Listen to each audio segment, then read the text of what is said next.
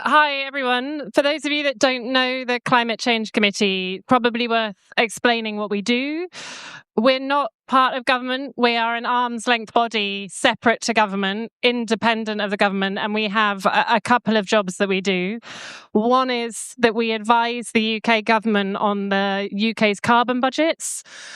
Those are the interim targets on the way to the net zero commitment by 2050. And the net zero commitment itself is something that the Climate Change Committee gave independent advice on.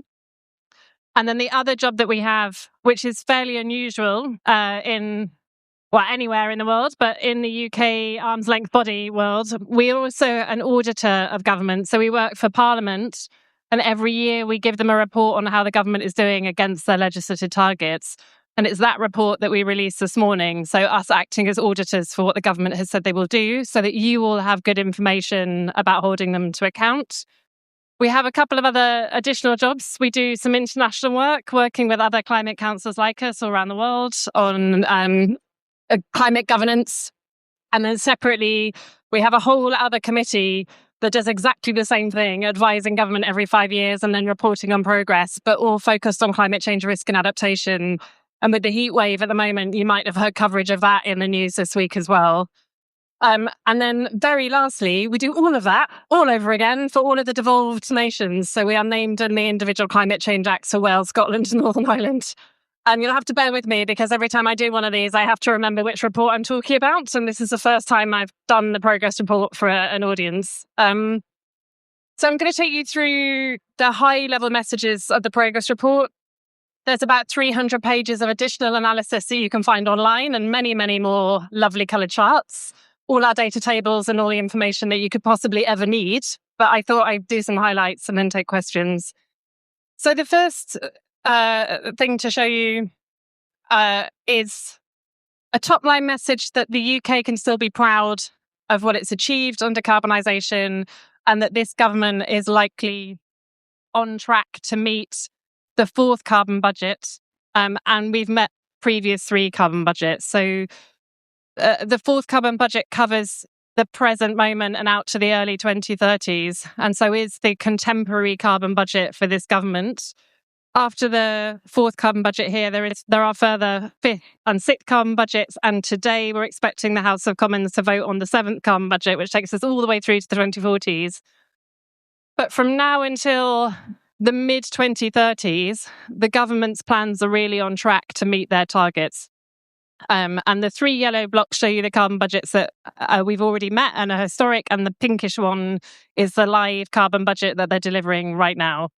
The grey line at the top shows you UK emissions, and today we're saying that for the 11th consecutive year in a row, UK emissions have continued to fall. They're down 1.8% in the inventory against last year, and that the UK has reduced its emissions by over 50% since 1990 levels. We can also show in our reporting that emissions reduction has been delivered not by offshoring or moving our emissions or displacing with consumption, but in fact through real decarbonisation, mostly from decarbonising the power sector, but also increasingly decarbonising other areas of the economy. When we're doing progress reports, we don't score against our pathways that we put together to recommend the advice. We score against the government's pathways. And the government's pathway is got to get the acronym right, the Carbon Budget Growth and Delivery Plan, which they have developed for up to the 6th carbon budget and now need to go do another one for out to the 7th if they legislate it. So this is our assessment of their policies. They've made some different policy choices to the ones that we suggested to them when we did our modelling for the 7th carbon budget last year. So they've got, for example, different numbers of heat pumps or removals and so on in their plan to our cost optimised best scenario to net zero. That's fine with us so long as they get there in terms of the maths. And the reason that there's often a difference between our advice and government is they're facing different political trade-offs and choices to the ones that we have when our job is kind of least cost decarbonisation. To which end, some things that we've highlighted in the report today, if you look at the share of emissions and where the heavy lifting has to come from in the government's plans, has come in the last 10 years, really significantly from electricity and from the power sector. And that's that bright yellow chunk here. And you can see that if you look forward to the middle bar, which is what's required to the next NDC and to meet the carbon budget growth and delivery plan, they're still doing a huge amount in the power sector, that bright yellow. But they're also starting to say that they're going to do more emissions reduction from electric vehicles, which is the bright purple. And then at the top from fuel supply, so decarbonising our fuel supply, they get reductions from there because they're electrifying other parts of the economy. And also the orange chunk, which is buildings. If you look further forward than that, required to the end of the sixth carbon budget period, which covers the mid to late 2030s, you can see that they have to do more on buildings because they're scaling up decarbonisation of things like heat pumps, from things like heat pumps. But also the block at the top shows you there's a big dependency on engineered removals. That's where there's the biggest difference between our roadmap and the government's roadmap. But it's also, in this context scenario, we flagged as of significant concern because we can't yet see the business plans to deliver that level of removals coming through in the economy. The other thing we've drawn out as a concern is that there's less focus on demand in the energy system than we would like to see. We think demand is really important for making the building of wind farms and solar as cheap as possible and passing that through to consumers. But it's also, frankly, really important because built environment emissions from gas boilers start to become really significant in the decade ahead. So in the advice, we said, really good focus on power sector. We all know about the government's clean power mission. I think Chris Stark is speaking at the same event. You can give him a hard time. But we'd like to see some clearer plans on how that removals chunk will be met and delivered because it's very dependent on early stage technology. And we would also like to see much more of a focus in the government strategy across the piece on demand, not just supply in energy. Oh, that's not the slide I'm looking at. Okay. The progress reports we tend to do the same way every time so that you can see consistently indicators that we track every year, like electric vehicle rollout. There's a really consistent methodology, but sometimes we take the opportunity to do some further analysis that we think is important for the particular year that we're in or the moment. So if you look at today's progress report, you'll find a whole chapter in the back where we've looked at household costs and benefits of switching to clean technologies. That's because we acknowledge that there is a lively debate about energy bills, cost of living, and how we get people access to these technologies and then the benefits that they might give households. We certainly think that we're in an era where if we don't provide benefits to people, it will start to undermine the transition to net zero. We can't keep saying renewables are cheap and then that not manifesting in people's lives. So when the committee is normally considering costs and benefits, we're looking at the whole economy. We don't typically do bills analysis, but we have done some here. And what we've tried to look is at household costs for energy and transport before and after the Iran war, using pre and post Iran prices. And if you can't see at the back, what you need to be able to see here is that the third bar along is a household with electric technologies, but with a flexible energy tariff and solar PV. And you can see really significant savings on the bill. We think around £1,200 for a typical household and up to £1,900 for a rural household. And that was pre and post Iran, you get those savings. So obviously after the Iran war, you get a bigger effect. The other thing, though, that came out of this analysis is without action on cheap electricity, people do not manifest savings from having a heat pump with today's energy prices or with post-Iran energy prices in particular. That's that orange bar here. So the column that's slightly faded is a fossil fuel household. The other columns all have mixes of clean energy tech. And then the last thing that came out as a message is that you can see the bar on the far right as you're looking at the charts. That is a household that has electric technology and in particular has an EV, but doesn't have access to private charging. They are using a public charge point. And it shows you how significant the cost of public charging can be on the economics of having an EV, where in every other scenario, your EV should be saving you money against the fossil fuel counterfactual. But if you are dependent on public charging, it's significantly more expensive. So that led us to a couple of messages for the government in this report. One, cheap electricity is really important. You can get there for some households with some combination of solar and a flex tariff, and that helps make the economics of clean tech stack up. But you cannot take a chunk out of the cost of running a heat pump unless you have just a cheap electricity rate across the economy. And also, if you're not targeting across economy electricity prices, then it doesn't help things like industrial electrification and decarbonisation and all of the other things we need to electrify. So we would like to see more action on electricity prices. It's why it's our number one recommendation to government again in this year's progress report. I like to do some good news when I do these things, especially when it's flipping 40 degrees outside. So here's some good news. We all know that there is a difficult external environment for clean energy and energy transition and net zero in a way that maybe it wasn't the case 10 years ago. And in particular, just to stay away from the politics, that's because it's more expensive to invest in things and people are struggling at household level. However, despite that challenging environment, I think we should all take hope in the fact that technology continues to deploy at pace. And this has made me extremely popular with the automotive sector today in the UK. But in all of the data that has come through over the past year, we can see the electric vehicle starting to beat the internal combustion engine vehicle. And we think at a rate that is consistent with our pathways, which would mean that pre-2030, so sometime in the next couple of years, the internal combustion engine vehicle is going to be more expensive to buy than the electric vehicle. In some parts of the market, that's already true, but we're saying across the market, it is already cheaper to run an EV if you have private charging than to run an internal combustion engine vehicle. So the economics for EVs are undeniable, and you can see that tracking up on the pathway. The black line is the real line. You can also see the cost falling of the battery electric vehicle. That's the chart here, where it looks pretty consistent with what we said in the 7th carbon budget. Now, our job is to measure the price to the end consumer, but it looks like we're right. Whether that's a combination of incentives and real economics, we're on track. And then the only fly in the ointment of that is the battery electric vehicle van share. And that is a real example of what happens when you mess with a market instrument halfway through, where we were making good progress on battery electric vehicles. And with that dip that you can see in the chart is after former Prime Minister Rishi Sunak's speech about rolling back the ZEV mandate and rolling back on net zero. And it just dropped the confidence out of that piece of the van market.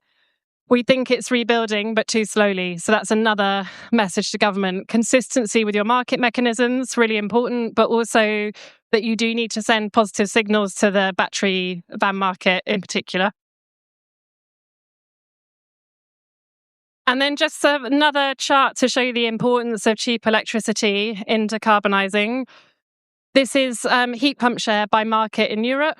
And those of you that are not British will know that heat pumps are not a novel technology. They're a very established technology used in households all over Europe, including in places significantly colder than the UK in the winter.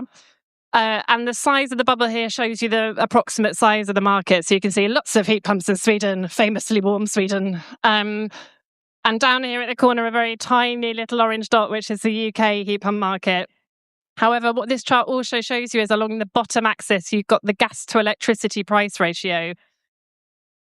And just to take you through what this chart then shows you, it shows you that the bigger heat pump markets tend to exist closer towards this end of the chart. And we can show a correlation between that gas and electricity price ratio and how successful the adoption of heat pumps are in each market. As you can see here, the UK has a very small dot, but it's also right at the far side of the axis for the gas to electricity price ratio. And so that basically means if you have a gas boiler, it's cheaper to run your gas boiler than to have a heat pump. And a lot of the reason that our electricity price is higher than our gas price in the UK is policy choice. So we have historically loaded our green levies, the money we take to subsidise renewables, schemes like the eco scheme, onto electricity and not gas, and that artificially inflates the ratio. Heat pumps start getting away at around the 3-to-1, 2-to-1 ratio. Our gas price is 4-to-1, sometimes 5 or 6-to-1. So unless we fix that, it will be very hard to decarbonise without a huge amount of subsidy. On the heat pump market, I should also say one of the things we've observed in this year's report is the slashing of the government eco scheme has dropped the heat pump market considerably. Now, there's still growth. We've got 7% growth in heat pumps year on year this year. But to put that in context, last year the growth rate was 56% as a combination of heat pumps going into social housing under eco and the private market. So that has had a significant consequence for heat pump rollout this year. So I'll finish on the recommendations and leave these up behind me and hopefully have time for some questions. But what we then do is make priority recommendations to government. As I've said, this year, the committee is saying to Parliament, hold the government to account on making electricity cheap. That's still our number one recommendation. The second one is, because of what we've shown in public charging and confidence, you need to have the economic conditions for the EV rollout to be maintained. The committee has previously said that we wouldn't like to see changes to the ZEV mandate because of what's happened with vans. We want to see consistent mechanisms. We think that's important. But it's also about sorting out public charging because it is outrageous, the money that people are having to pay there. And lots of people don't have access to private driveways. We need to accelerate the installation of heat pumps and do far more on electricity demand, not just supply. And we need to deliver on industrial electrification. The case in point of what happens if you're slow in industrial planning and slow in thinking about how to move your sectors over is something like Tata Steel, where they are putting in a blast start furnace now in Tata Steel in Port Talbot. But there was a gap where they had to close the furnaces down, even though everyone knew that it was possible to have a blast start furnace because of poor industrial planning. We don't want to see that happen again. There should be no excuse for it. We can see that industry can electrify in most applications. We can see the drop-in fuels that they need. They need a really good plan. And so we're really keen to see industrial electrification in particular take off over the next few years. I won't go through all of them. I'll leave them up behind me, but we've got priority actions in other areas. The committee this year was keen to give a really clear message, which is why we're focusing so much on electricity and electrification.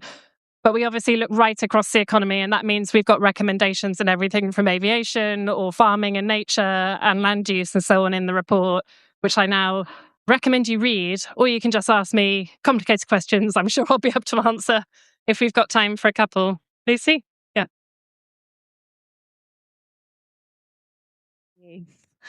Okay, thanks so much for that, Emma. I'm glad we've left this one up. What would you give the percentage chance of number one, electricity being made cheaper?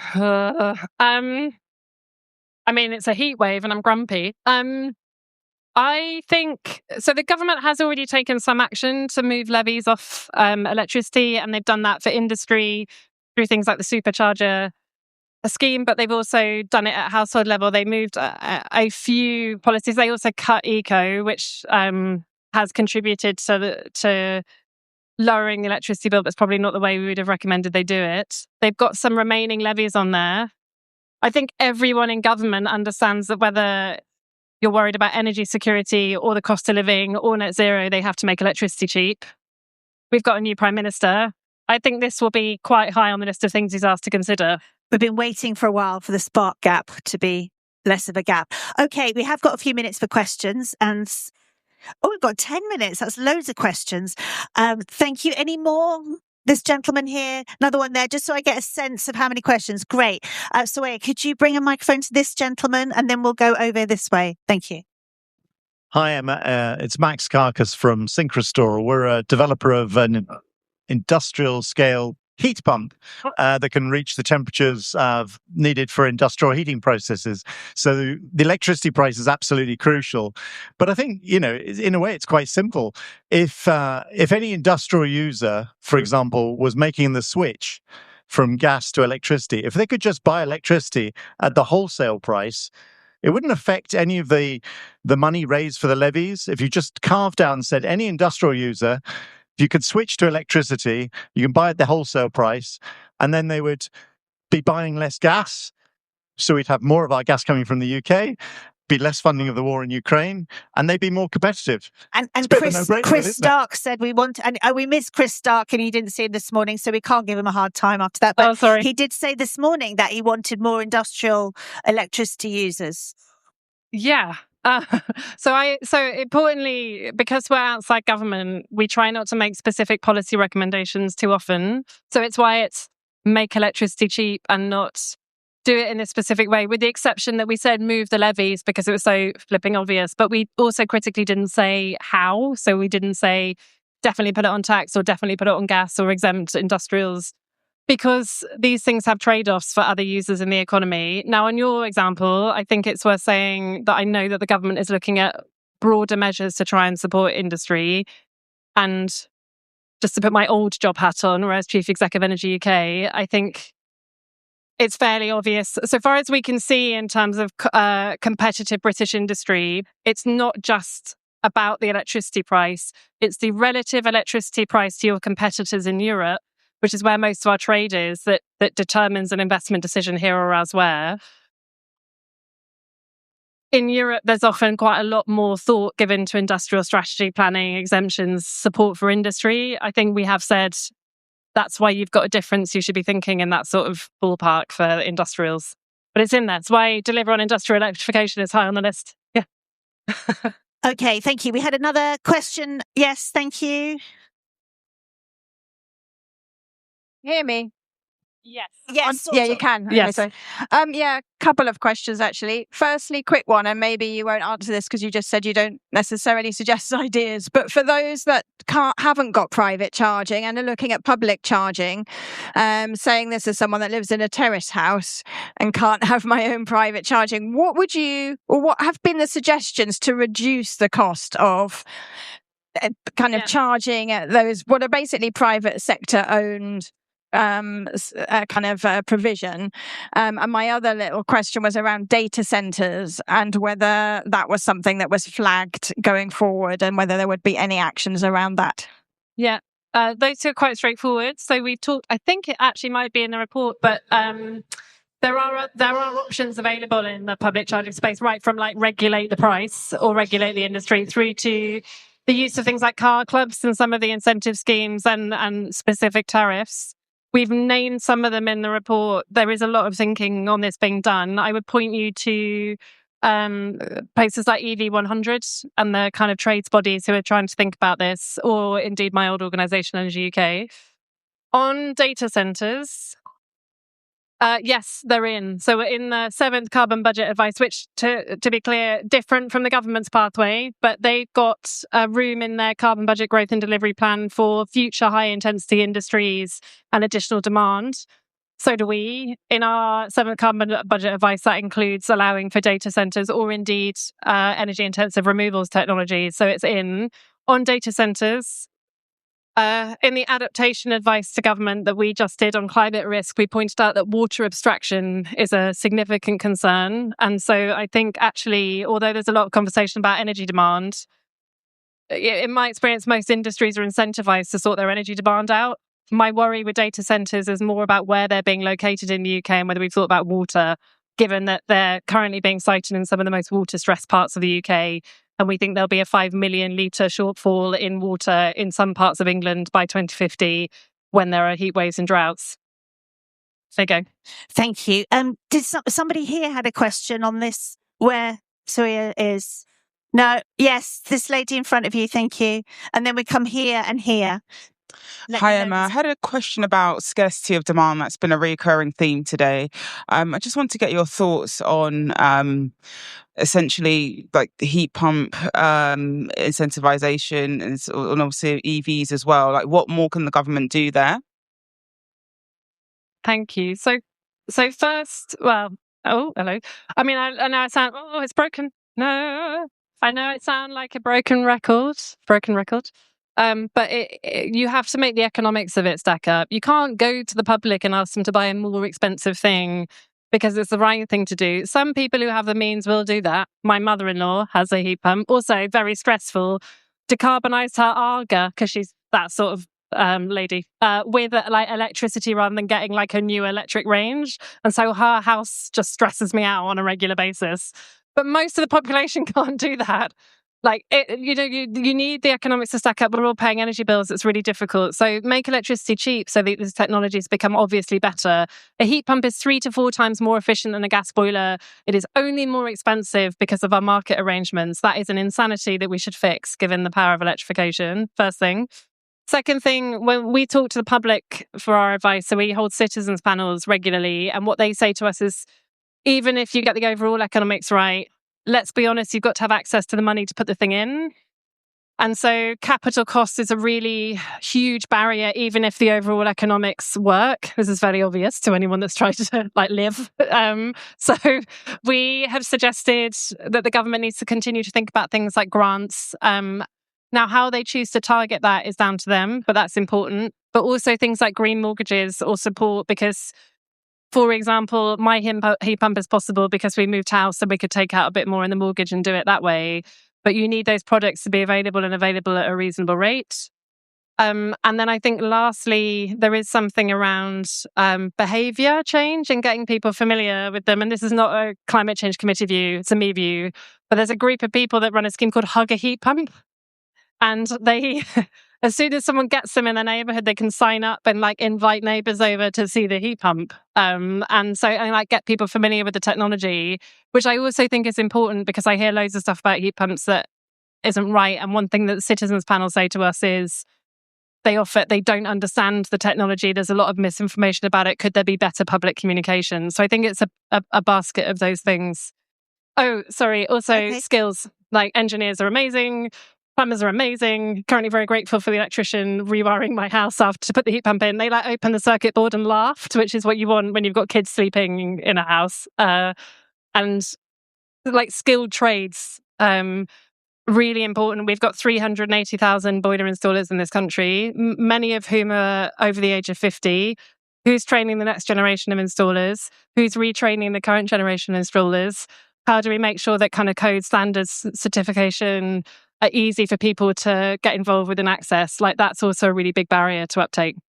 I'm really sorry, we're going to have to leave it there. But that was a very comprehensive answer, a bit hot for hugging a heat pump. Thank you so much, Emma Pinchbeck. Round of applause for Emma. I'm so sorry we didn't have time for your questions. Sorry. Thanks. Thank you very much. Thank you. Thank you. Nice to see you, Liz.